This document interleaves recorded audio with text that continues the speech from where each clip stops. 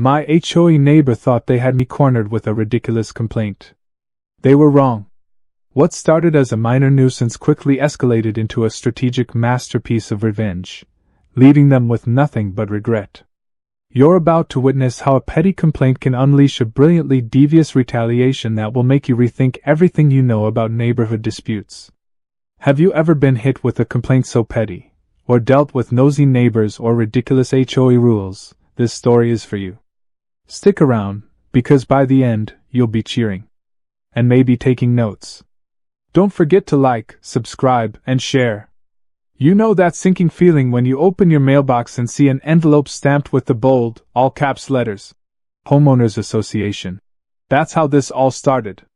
It was a regular Thursday afternoon. The sun was out, I had just finished mowing the lawn the day before, and I was sipping coffee while watching my dog, Tucker, chase a squirrel across the yard. Life was calm, normal. Until I opened that letter. Dear Mr. Jensen. It read in that overly formal HOA tone. Your property is currently in violation of Section 3.4 of the HOA landscaping standards. Your front lawn grass exceeds the maximum allowed height by approximately 1/4 inch. 1/4 inch. I blinked. Reread the sentence. Then actually went outside with a ruler. Yes. It was 3.75 inches tall. The HOA limit? 3.5 inches. I let out a hollow laugh. This couldn't be real. It had to be a mistake. I had literally mowed the day before. Was someone out there measuring with a ruler behind my back? Apparently, yes. And that someone lived 2 houses down. A perfectly manicured beige nightmare named Carl Witherspoon. Carl had lived in the neighborhood for about 5 years longer than me. Retired early from his accounting job and seemingly devoted his second act to enforcing HOA guidelines like a hobby. His lawn? Immaculate. His shrubs? Pruned like a botanical exhibit. And his favorite pastime? Filing anonymous complaints with the HOA. Except, Carl wasn't exactly anonymous. Everyone knew it was him. He wore his smug satisfaction like cologne. Strong, suffocating, and unavoidable. But what really got under my skin was how small the issue was. I mean, grass height? That's what he used to report. Me? And it wasn't even the first complaint he'd filed against neighbors. 2 months prior, he tattled on the Wilsons for putting up fairy lights in April for their daughter's birthday. He claimed decorative lighting outside of the winter holiday season violated the neighborhood aesthetics clause. Last summer, he reported the Kim family for painting their shutters a non-HOA approved shade of teal. Teal! They had to repaint them. Twice. Carl was the living embodiment of every viral HOA horror story you've ever seen on Reddit or YouTube. And now, I was his new target. The pettiness of it all sat with me that night like a stone in my stomach. 1/4 inch of grass. 1 letter. 1 silent jab that said, "You're not welcome here unless you follow my rules." I sat in my backyard and scrolled through my phone, watching TikToks and YouTube clips about outrageous HOA stories. One guy got fined $100 for not rolling his trash can back within 3 hours of pickup. Another woman had to fight the board for months because she planted tulips too close to the sidewalk. It was like HOA hell had gone mainstream. But even with all those examples, something about this hit different. Because this wasn't just some overzealous policy enforcement, it was targeted. It was personal. And it was Carl. That night, I walked out front and stared at my lawn under the porch light. It was green, healthy, and trimmed as it always was. But Carl, he wanted perfection. Control.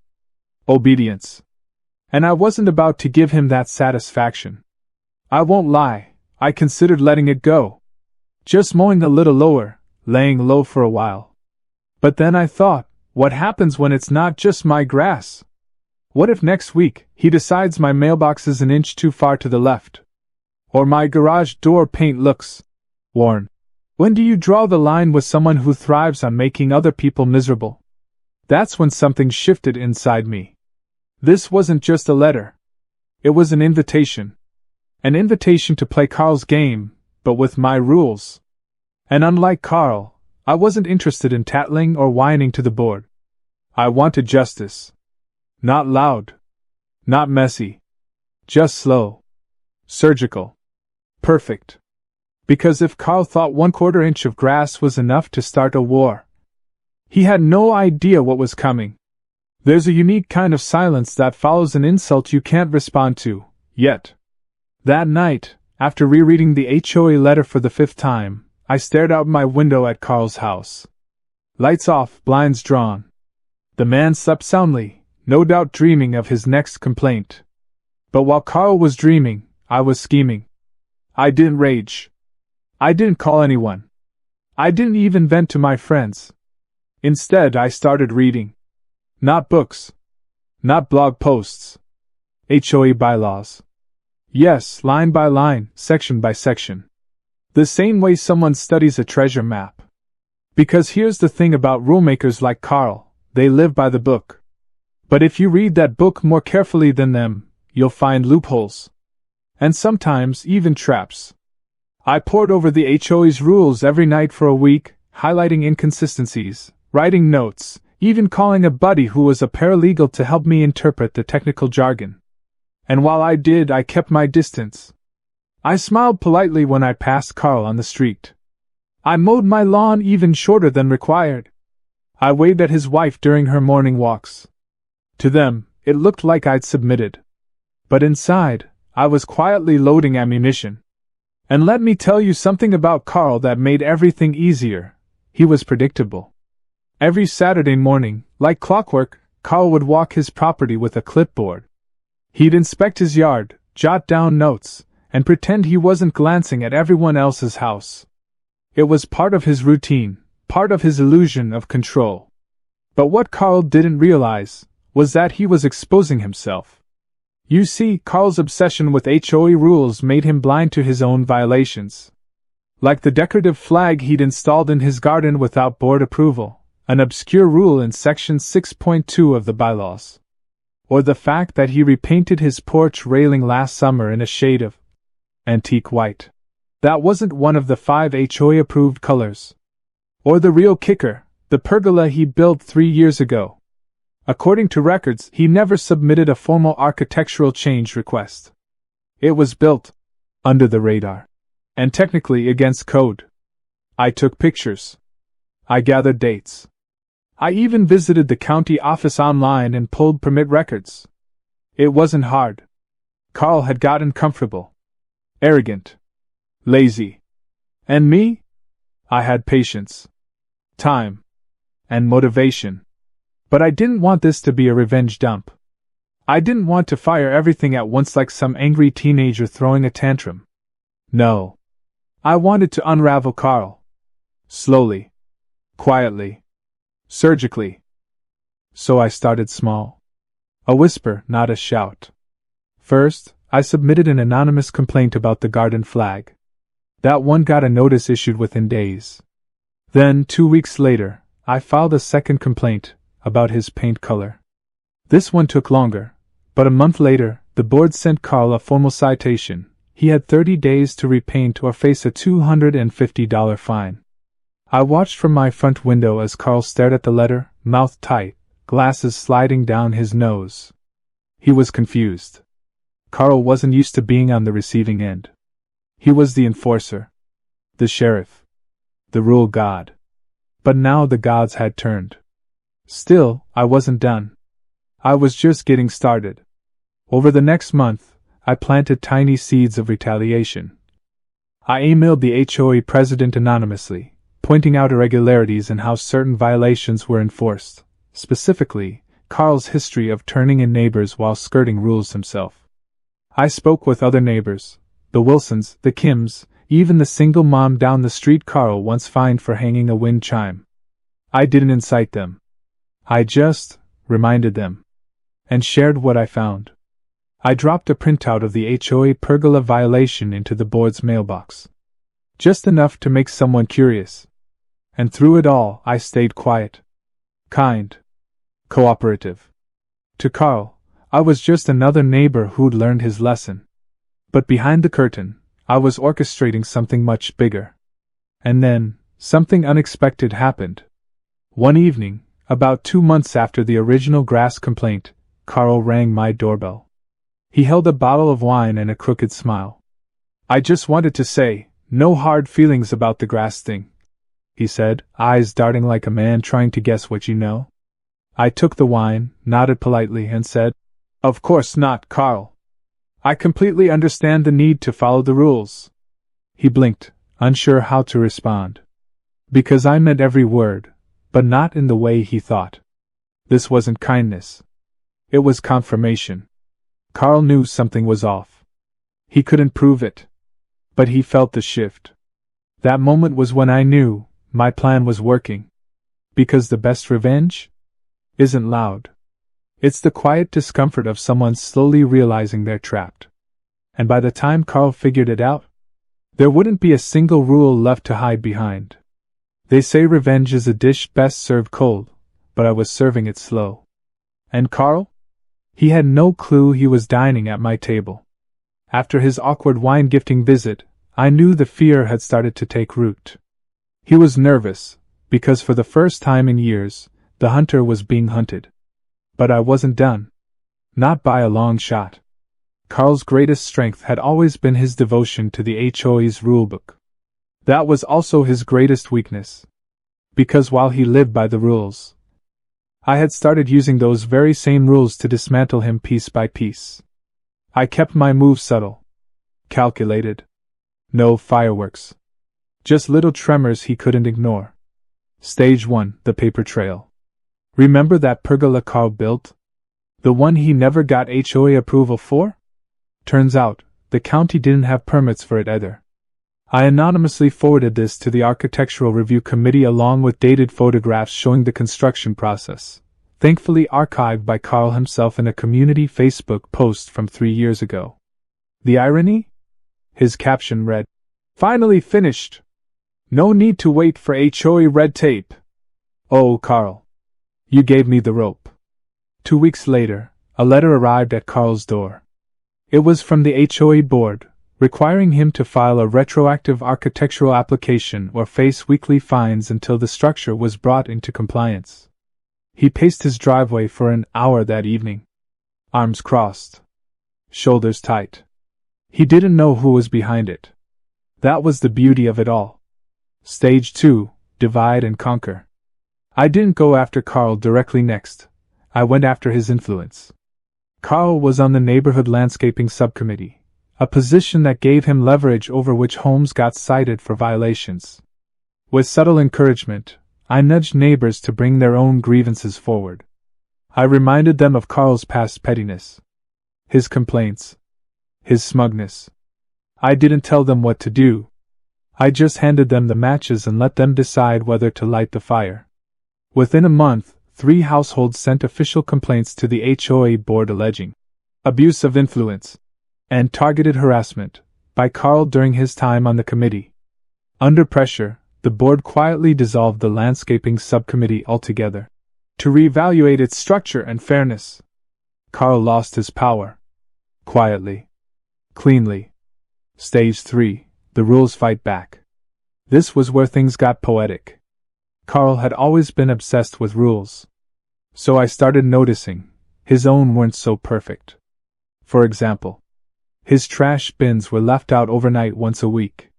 His motion sensor lights exceeded the brightness limit in section 5.7. His mailbox post was actually 2 inches taller than HOA regulations permitted. Now, I wasn't about to nitpick everything at once. That would be obvious. Instead, I filed the smallest complaint, the trash bins. But instead of citing Carl, I did something different. I submitted a rule clarification request to the board, publicly asking whether any resident could leave bins out past midnight, or if this was a finable offense. This forced the board to reaffirm the rule and enforce it across the board, including Carl. The next morning, his bins were tagged with a violation notice. And you know what happened next? Carl went to the board and complained about it. The man who lived for rules was now begging for leniency. It was delicious. But I saved the best for last. Stage 4, the unraveling. There's a little-known clause in our HOA documents about repeated minor violations. If a resident commits more than 3 infractions in a calendar year, they can be subject to a full compliance review. Guess who now had 4? Carl. And guess who submitted the review request? Not me. One of the neighbors I'd quietly encouraged. By now, the board had grown tired of Carl.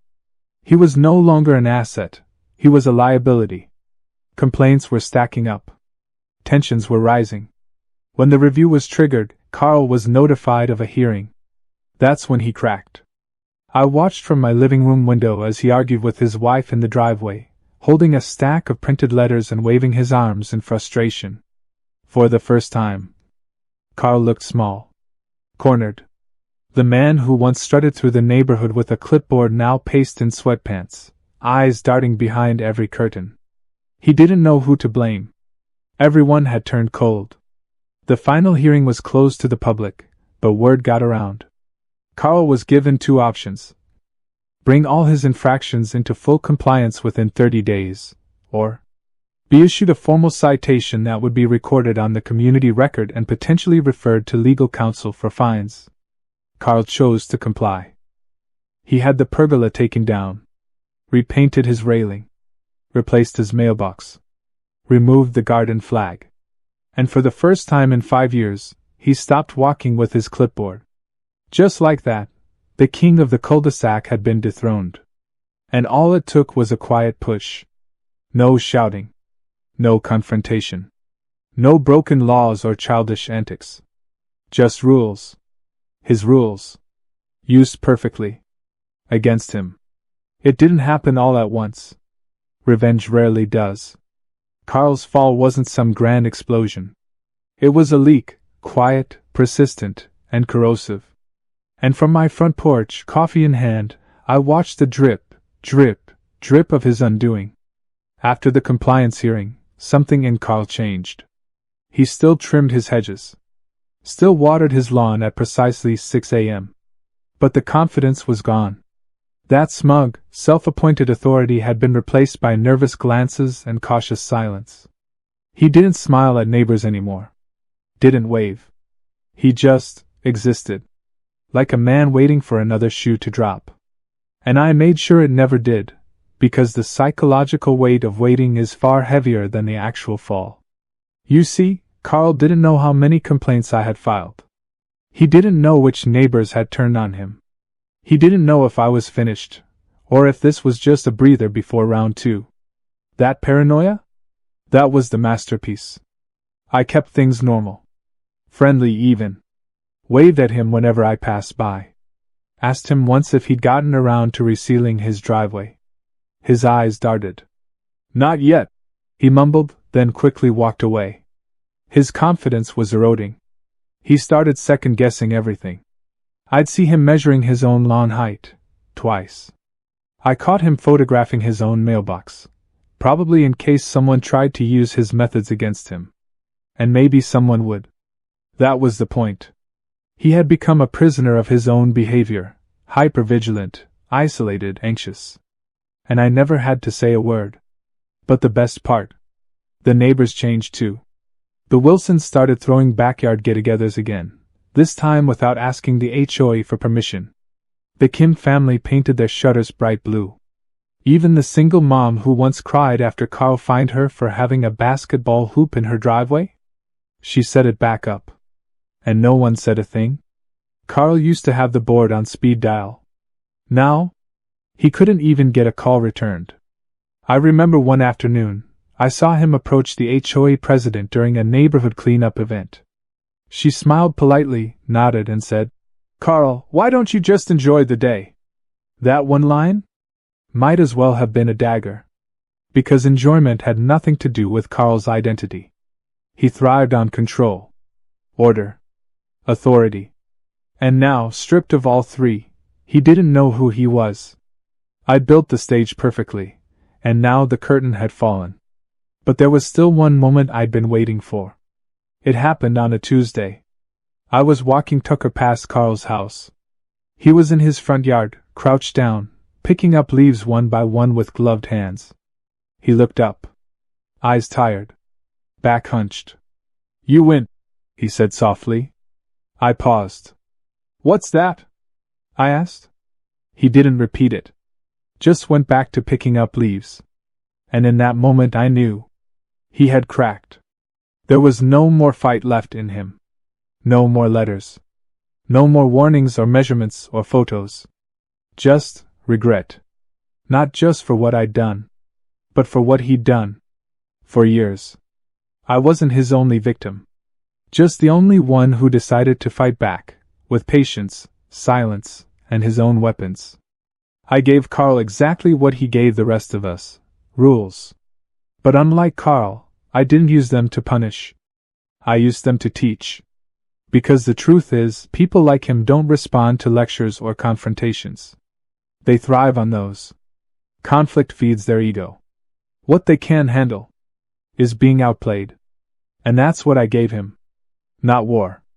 Checkmate. Carl never filed another complaint. He still walks the neighborhood, but with his head down, no clipboard in sight. He nods at people now. Tries to start conversations.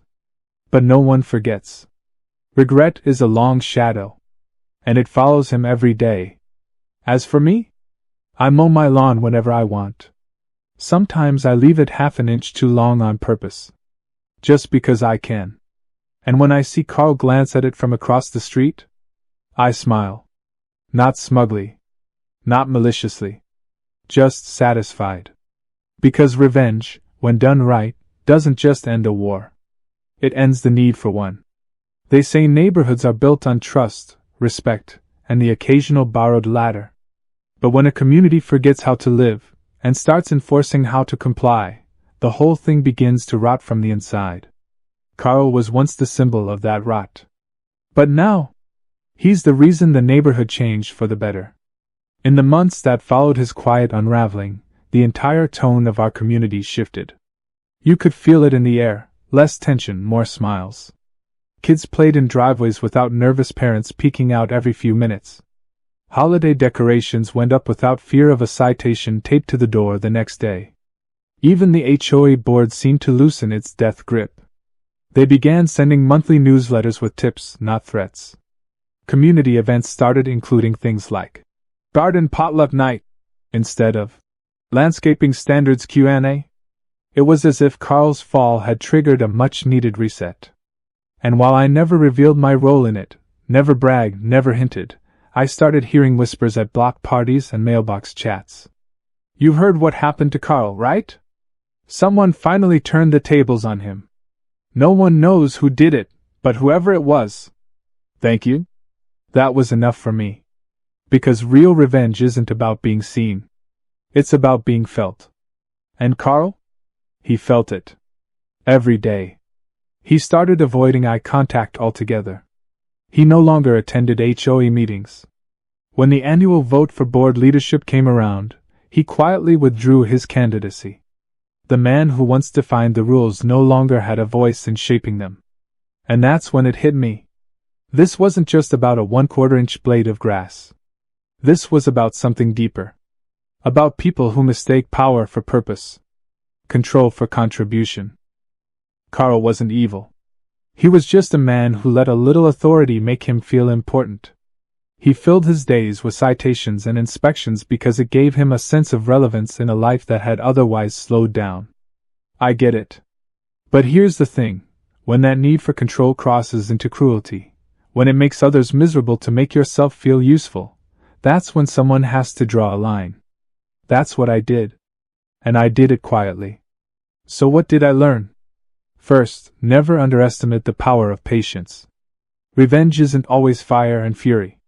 Sometimes, it's a whisper that echoes louder than a scream. Second, know the rules better than those who weaponize them. Knowledge isn't just power, it's precision. And third, sometimes the best way to protect a community is to protect it from within. Not by yelling louder than the bully, but by making sure the bully has nowhere left to stand. I didn't just get even with Carl. I reminded the whole neighborhood that fear has a limit, and that silence doesn't mean weakness. It means you're loading your next move. Today, my lawn is exactly the height I want it to be. Tucker still chases squirrels. The kids still laugh in the yard across the street. And Carl? Well, Carl waters his grass in the early mornings now, when no one's watching. He's still here. But he's not Carl the enforcer anymore. He's just Carl. And that's all he ever should have been. Sometimes the quietest revenge echoes the loudest. When you're being pushed around by someone who hides behind rules or power, remember, you don't need to raise your voice, you just need to raise your standards. If you enjoyed this story of poetic justice and slow burn revenge, hit that like button, subscribe for more real-life inspired tales, and comment below. Have you ever taken down a tyrant without ever lifting your voice? Your story might be next. Until then, keep your lawn sharp, your mind sharper, and never let pettiness go unchallenged.